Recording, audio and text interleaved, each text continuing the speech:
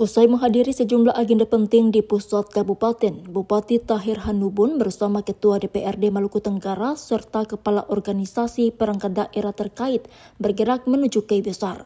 Dengan penuh semangat, rombongan menyeberang menggunakan speedboat milik warga menuju Ohoi Tamngil dan kemudian ke Ohoi Fangamas yang dipersiapkan sebagai dapur makanan bergizi gratis.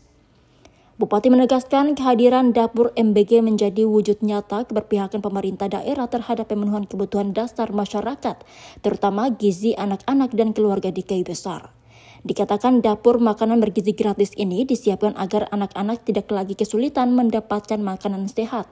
Ini adalah investasi jangka panjang untuk masa depan mereka. Menurut Bupati, program MBG bukan sekadar wacana, melainkan bentuk keseriusan pemerintah daerah dalam mewujudkan pemerataan pembangunan hingga ke pelosok wilayah. Program ini diharapkan tidak hanya menjawab kebutuhan gizi anak-anak, tetapi juga menjadi bagian dari upaya melahirkan generasi sehat dan berkualitas di Maluku Tenggara. Dari Maluku Tenggara, Komar Everyone melaporkan.